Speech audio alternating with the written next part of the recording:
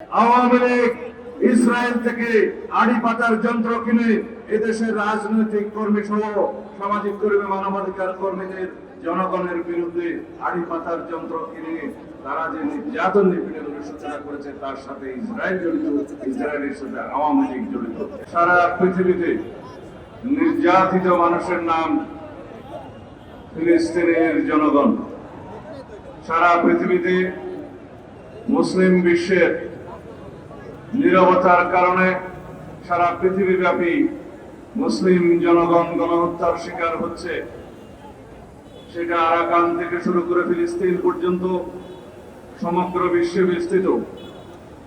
বিশেষ করে ফিলিস্তিনের জনগণ 1948 সালের পরের থেকে তারা তীব্রভাবে ইসরায়েলি হামলার শিকারে পরিণত হয়েছে।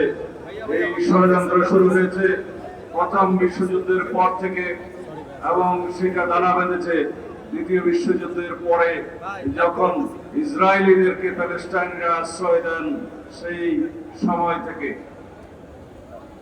যারা এখন আপন দেশে পরবাসী হয়ে গিয়েছে, পৃথিবীর কয়েকটি পরাশক্তির সমর্থনে প্রত্যক্ষ এবং পরোক্ষভাবে তাদের মদদে ইসরায়েলে যে গণহত্যা শুরু হয়েছে তার শুরু কিন্তু আজকে নয়, বহু বছর আগের থেকে।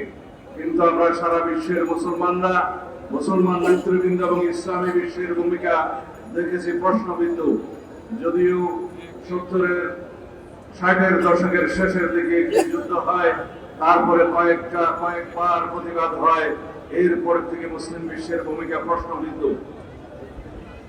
আমরা সারা বিশ্বের মুসলমানদেরকে সংহতি প্রকাশ করতে দেখি, সমর্থন প্রকাশ করতে দেখি, কিন্তু যারা মুসলিম বিশ্বের বড় তারা কখনো সক্রিয়ভাবে ইসরায়েলের বিরুদ্ধে কোনো পদক্ষেপ নেয়নি।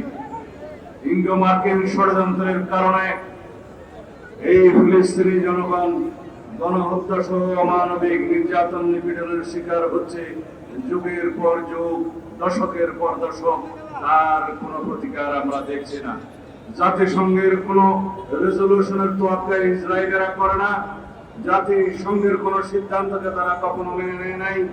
যদিও বা দু একবার জাতিসংঘে বিভিন্ন রকমের সিদ্ধান্ত এই ফিলিস্তিনি জনগণের পক্ষে নেওয়া হয়েছে, কয়েকটি পড়া শক্তি তার বিরুদ্ধে ভেটো প্রদান করে সেগুলো কার্যকর করতে দেয়নি। আমরা তার নিন্দা এবং প্রতিবাদ জানাই। আজকের দিনে সারা পৃথিবীতে সমস্ত দেশে, সমস্ত গণতান্ত্রিক বিশ্বে, এমনকি আমেরিকাতেও ফিলিস্তিনের জনগণের পক্ষে ব্যাপকভাবে আন্দোলন হচ্ছে, কিন্তু এই গণহত্যা বন্ধের কোনো আমরা ইশারা ইঙ্গিত দেখছি না। তার জন্য কার্যকর ভূমিকা পালন করার জন্য আমরা সারা বিশ্বের গণতান্ত্রিক সমস্ত দেশের নেতৃবৃন্দকে সোচ্চার হওয়ার আহ্বান জানাই। বিশেষ করে মুসলিম বিশ্বের যারা মরু তাদেরকে আহ্বান জানাবো, আজকে ইসরায়েলের বিপক্ষে আপনাদের ভূমিকা যেহেতু প্রশ্নবিদ্ধ, মুসলিম বিশ্বের নেতৃত্ব দেওয়ার দাবি আপনারা করতে পারেন না। আমরা আজকে এই মঞ্চ থেকে বাংলাদেশ জাতীয়তাবাদী দলের পক্ষ থেকে ফিলিস্তিনি জনগণের প্রতি সংহতি জ্ঞাপন করছি এবং ফিলিস্তিনে অবিলম্বে গণহত্যা বন্ধ করার দাবি জানাচ্ছি। যারা গণহত্যার শিকার হয়েছে তাদের সাথে যারা উপস্থিতে যে সমস্ত শিশু, বৃদ্ধ এবং মহিলারা বিভিন্নভাবে তারা মৃত্যুর শিকার হয়েছে, তারাও গণহত্যার মধ্যে গণতে হবে। সেই হিসাবে মৃত্যুর সংখ্যা, শহীদের সংখ্যা 50-60,000 নয়, কয়েক লক্ষ ছাড়িয়ে যাবে। তাই বন্ধুগণ, আমরা বলতে চাই, বাংলাদেশের ইতিহাস, বাংলাদেশ জাতীয়তাবাদী দলের নেতৃত্বে শহীদ রাষ্ট্রপতি জিয়াউর রহমানের নেতৃত্বে ফিলিস্তিনি জনগণের পাশে দাঁড়ানোর ইতিহাস। আওয়ামী লীগের ইতিহাস হচ্ছে ইসরায়েলকে পরোক্ষভাবে স্বীকৃতি দিয়ে বাংলাদেশের পাসপোর্ট থেকে ইসরায়েলে যাওয়া বন্ধ করার যে নিষেধাজ্ঞা ছিল সেটা তুলে দিয়ে আওয়ামী লীগ ইসরায়েলকে পরোক্ষভাবে স্বীকৃতি দিয়েছিল। আওয়ামী লীগ ইসরায়েল থেকে আড়ি পাতার যন্ত্র কিনে এদেশের রাজনৈতিক কর্মী সহ সামাজিক কর্মী, মানবাধিকার কর্মীদের জনগণের বিরুদ্ধে আড়ি পাতার যন্ত্র কিনে তারা যে নির্যাতন নিপীড়নের সূচনা করেছে তার সাথে ইসরায়েল জড়িত, ইসরায়েলের সাথে আওয়ামী লীগ জড়িত।